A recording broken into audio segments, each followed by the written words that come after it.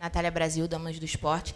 Desde que o Flamengo, em 2019, né, foi aquele sucesso todo, na maioria dos programas esportivos sempre há uma comparação, usando o Flamengo de 2019 como uma referência, né? Foi assim com o Atlético Mineiro, Palmeiras, o próprio Botafogo passou por isso. Mas hoje, o seu Flamengo de 2025, pelos números, é de fato superior ao Flamengo de 2019. Você tem um saldo de gols melhor, você tem mais pontos até o último jogo da última rodada. Você tinha mais saldo de gols, mais pontos nesse mesmo momento da temporada. Eu queria saber se você acha que o seu Flamengo atingiu a maturidade ou se ainda tem a evoluir. Queria que você falasse um pouquinho sobre a sua visão do time nesse momento da temporada. O Flamengo de 2025 é o Flamengo de 2025, não se compara com nenhum outro ano da história do Flamengo. É um Flamengo que quer fazer história, que quer tentar ser campeão e que tem uma longa caminhada pela frente. Temos que pensar simplesmente em ganhar os nossos jogos e tentar ganhar o máximo de jogos possível para tentar ficar na frente de todos os adversários para poder ser campeão. Esse é o nosso objetivo, não se comparar com outros anos, nem com outros números, tentar fazer a nossa história. Boa noite, Felipe. Boa noite. Aqui, Sidão Marinho da Litoral News. Queria que você fizesse uma análise da partida de hoje, qual o sentimento que fica após esse empate no gol de pênalti, e também sobre as alterações que você fez. O que você buscou, por exemplo, na saída do Pedro, a entrada do BH, foi porque ele estava cansado, ou uma formatação diferente para essa equipe do Flamengo? Obrigado. Não, o jogo de hoje foi um jogo onde fomos muito superiores. Tivemos muitas chances de fazer gol, um volume muito grande de jogo. Verdade que jogo muito parado, né? Muito parado muitas vezes. É o jogo tipo do jogo que eu não gosto. Mas criamos inúmeras chances e o mais que o suficiente para fazer o primeiro e também para fazer o segundo. E num lance difícil, duvidoso, acabaram empatando, né? O futebol brasileiro é muito complicado, muito difícil, o Campeonato Brasileiro é muito difícil, mas foi um jogo onde realmente merecíamos vencer, merecíamos um resultado melhor. Infelizmente não veio, e levantar a cabeça, pensar na próxima. Sobre as alterações, o Pedro, já estávamos no momento do jogo que eu sentia que o time estava indo para trás, o adversário estava nos pressionando mais, tanto com bola e tanto sem bola, então precisávamos de velocidade, pressão. Por isso que optei por colocar o Bruno. E é isso. Ok. Oi, Felipe, boa noite. Boa noite. A torcida no intervalo xingou muito o árbitro.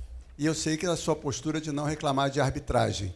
Mas a gente sente no time do Flamengo que não tem um jogador, que seja o capitão hoje, que é o Arrascaeta, que vá no árbitro. Falta isso ao time do Flamengo? Existe alguma orientação para os jogadores não irem no árbitro, mesmo em lances que nitidamente a arbitragem errou, como num carrinho do Kahneman, me parece, né, do De La Cruz, que nem falta ele marcou, enquanto ele dá um cartão amarelo para o Léo Ortiz? Não, os jogadores eles falam com o árbitro, só que eles estão tão concentrados em vencer, não é o trabalho deles, ir lá brigar com o juiz e ficar reclamando toda hora. Quem tem que fazer o trabalho dele é o juiz, que tem que apitar o que tem que apitar. Né? O que eu sinto realmente é que... o que eu gostaria que colocassem um jogo para o árbitro e corrigissem o que ele faz também. Que ele assistisse, que ele revesse o jogo. As coisas que eles erram, que eu não tenho muita dúvida se eles fazem isso. E os erros se repetem. Os critérios não se corrigem, os erros se repetem, o jogo fica picotado, chato, 500 mil faltas que não são e critério zero. Isso me decepciona muito, porque o que nós queremos o que nós mais queremos é isso, não se preocupar com o árbitro, não se preocupar com o juiz, pensar simplesmente no jogo. Felipe, Raíza Simplício aqui da Gol Brasil e da revista Placar.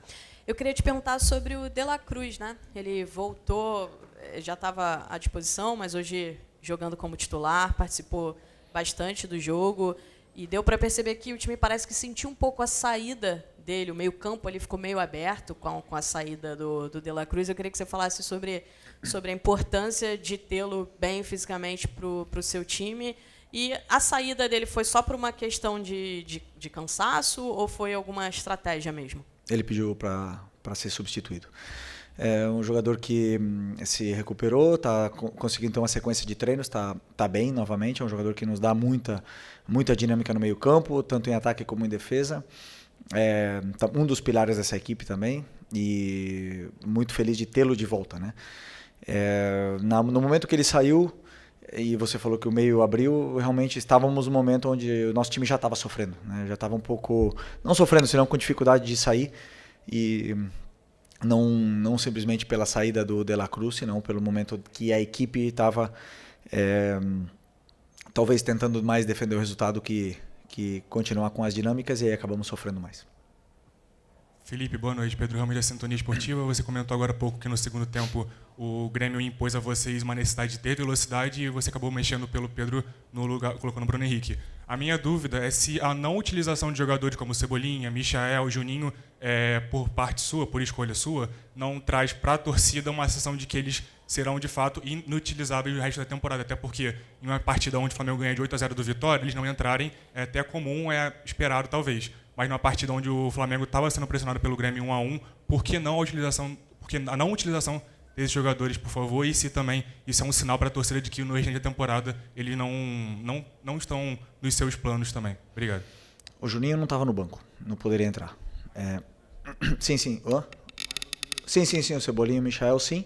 Mas eu sinto que os dois jogam na mesma posição, que na posição do Lino. Eu sentia que o Lino está num momento bom, determinante, decisivo, e na minha visão não era falta de perna ou falta daquele momento que o Lino estava abaixo. Para mim não, para mim naquele momento ele estava bem, e também o Arrascaeta, né? Poderia ter tirado o Arrascaeta, mas eu sentia que com bola ele estava sendo muito determinante. Cada vez que a bola chegava nele, ele tem perigo, ele faz a diferença. Então eu optei por deixar os que eu achei que fossem melhor até o final do jogo para poder tentar vencer. Boa noite, Felipe. Léo José, do Coluna do Fla. O Vinha, depois de ficar um bom tempo parado, ele voltou contra o Bragantino, jogou bem, você até elogiou a atuação dele. E a partir dali ele não teve tanta minutagem em comparação com o Ayrton Lucas, por exemplo. Do lado esquerdo você tem o Samuel Lino, o Ayrton Lucas, que são dois jogadores ali que atacam o espaço, que atacam a linha de fundo, mas o Vinha é um pouquinho mais construtor, né, ali por dentro. Qual o motivo de você escalar o Ayrton Lucas e não dar tanta minutagem para o Matias Vinha? Depois do Bragantino, o Vinha jogou contra o Atlético Mineiro. Não sei se foram 2 jogos, né, o do Brasileiro e também da Copa. Depois o Ayrton jogou na Copa e os dois estão muito bem, muito bem. Depois o Alexandre voltou contra o Inter. O Ayrton Lucas jogou no jogo no Brasileiro contra o Inter, e para mim a disputa tá muito acirrada, o nível está muito alto. Na verdade, o Ayrton fez um jogo contra o Inter espetacular. E como eu falei para vocês na outra coletiva, o Ayrton não começou contra o Vitória porque teve um problema familiar. Para mim, no nível que ele estava jogando e que está jogando, realmente tá complicado de escolher. Então a minha escolha foi opção pelo que eu achava que era melhor para poder vencer o jogo. E os 3 continuam sendo opção muito, muito boas para o treinador poder escolher e ter o lateral de alto nível. Aqui, Felipe, boa noite. Felipe, você teria 5 datas livres, né? Semanas cheias de trabalho até o final da temporada, porém, teve uma mudança no calendário em que, de agora para frente, tirando as datas FIFA, quarta e domingo, você vai ter que jogar todas, ainda tem um jogo atrasado contra o Sport. Queria saber como é que você replanejou o seu trabalho, né, o seu trabalho para esse restante de temporada, uma vez que você já falou várias vezes que 4 dias de descanso para você, para o seu time, é muito importante, que uma semana livre faz muita diferença. E, por exemplo, você tem o Cruzeiro brigando com você ali na parte de cima da tabela, que não teria essas datas, que passou a ter essas datas aí, Flamengo e Palmeiras ficando visivelmente prejudicados. Queria saber como é que você replanejou isso. Obrigado. Bom, né, o clube já se posicionou sobre essa mudança do calendário e temos que nos adaptar. Temos um elenco muito forte para poder competir até o final.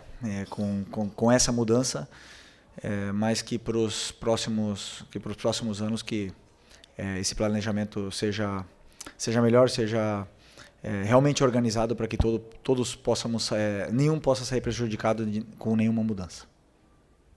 Felipe, boa noite. A gente teve hoje, eu vou sair um pouco do âmbito do jogo, né? Porque a gente teve hoje uma situação muito importante que aconteceu, não sei se você estava sabendo, a torcida jovem voltou para as arquibancadas e recentemente a raça rubro-negra voltou também. Queria que você falasse um pouco da importância de ter essas torcidas aí apoiando com instrumentos, com tudo, né? Podendo também apoiar, né? Fazer aquela batida, né? Junto com o time. Como é que você vê esse retorno das organizadas do Flamengo, e inclusive nessa reta final aí de temporada? Bom, é importante que o Maracanã esteja sempre lotado, que a torcida entenda que precisamos deles, precisamos do apoio, que a torcida nos empurre junto, porque não vai ser fácil, esse Campeonato Brasileiro não é fácil. Depois de uma goleada, já conhecemos bem o que é o Flamengo, né? E depois das derrotas também. Existe uma euforia muito grande, mas é importante que o torcedor saiba que quando venha para o Maracanã, nós pedimos para que venham empurrar a equipe, né? Não simplesmente esperar outra goleada, né? Então é muito importante para mim que esses torcedores entendam isso e que venham para apoiar, porque precisamos muito da torcida até o final, que tenho certeza que eles vão fazer a diferença nessa mudança aí que aconteceu, com a volta deles. Felipe, boa noite. Claro que um gol muda muito a cara do jogo, eventualmente, não só pelo que representa para o time que faz, mas no plano do adversário. Em dado momento, o plano defensivo do Grêmio, praticamente só defensivo, já não servia mais porque era o jogo. Só que o jogo acaba ganhando muitas características diferentes, né? Como é se reprogramar dentro de campo para jogos diferentes que existem dentro de um jogo? Por exemplo, era o tempo todo o jogador do Flamengo, provavelmente sabendo que era um jogo que ele retomava a posse de bola, enfrentava uma defesa fechada, um adversário que saía de trás mais com bola longa, saltando a pressão do Flamengo, e de repente o adversário está tentando ficar um pouco mais com a bola, com o Cristaldo, com o Pavão, com o Aravena, tentando ficar um pouco mais com a bola, e aí você precisa tentar pressionar. A sua saída de bola, que não era pressionada, de repente passa a ser pressionada desde o tiro de meta. É difícil passar de um jogo a outro dentro do jogo, e por isso você acha isso é parte do desafio naquela parte final do jogo, que o Flamengo, com a vantagem, teve um pouco mais de dificuldade para gerir o jogo? Não, eu sinto que o Grêmio, a única forma que o Grêmio tinha ou escolheu para tentar machucar a nossa equipe foi com lançamentos em profundidade, na qual controlamos bem quase todas, né? Até mesmo a do pênalti do Ayrton. Não ia acontecer nada. Foi uma bola que ia para trás, no pé do nosso jogador. Então, não estavam machucando. Mesmo com essas mudanças e com a forma de jogar, eu não lembro de ter um chute no gol do Rossi, assim, sinceramente. E nós com bola estávamos com mais facilidades ainda, com exceção do tiro de meta, que é verdade que eles subiram as linhas e pressionaram mais. O tiro de meta é uma bola parada, mas depois, conforme nós tínhamos a bola e o controle, os jogadores estavam até tendo mais facilidade para poder criar jogo e chegar na área do Grêmio com mais facilidade. Depois as escolhas não estavam sendo as melhores e acabava partindo um pouco a equipe, e esse ida e volta começou a acontecer e não nos favorecia, né? E principalmente com esses lançamentos em profundidade que o Grêmio escolheu para tentar machucar a gente. Então, como eu falei, com a construção em si, não estavam machucando muito a nossa equipe, mas sabíamos de todas, treinamos todas as fases, treinamos também a equipe defendendo em bloco baixo, e até, como eu falei, não lembro da equipe ter sofrido, mas uma fatalidade, aconteceu o pênalti, que foi a única chance que eles tiveram, e com isso o empate. Felipe, boa noite. Eric Viana, do Mundo Bola Flamengo. Depois da goleada contra o Vitória por 8-0, você disse que mesmo numa goleada, toda a partida indica pontos que se possa melhorar e evoluir, enfim. E agora o Flamengo encerra com esse empate aí, a parte pré-data FIFA da temporada, vai ter uma pausa agora.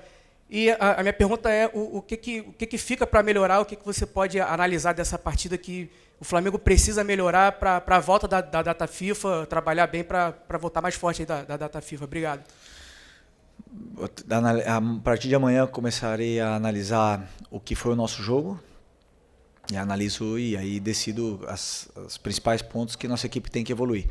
Mas eu repito, o resultado foi 1-1, mas o jogo não diz isso. Nós fizemos muitas coisas boas, fizemos um jogo tanto defensivamente como ofensivamente muito bom, muito mais que suficiente para poder sair daqui com resultado positivo. Então o resultado, ele não me engana. Eu sou muito realista com o que acontece no campo, mas com certeza no 8-0 eu tinha coisas que corrigir e agora nesse jogo também teremos coisas que corrigir, também já visando o próximo jogo contra o Juventude lá na frente. Boa noite, Felipe. Bruna Medeiros, do Desflá. Hoje você tinha 2 desfalques importantes no meio de campo, um deles que já está há mais tempo fora, né, que é o Pulgar, e o outro o Jorginho. Queria saber como você não ter esses 2 jogadores afeta a sua preparação tática para uma partida, já que você é um treinador propositivo, que gosta de jogadores ali que têm essa capacidade. Como afetou o seu estilo de jogo não ter nem no banco essa opção no segundo tempo? Não, todos eles têm o mesmo conteúdo tático, todas as peças. Temos agora 6 volantes,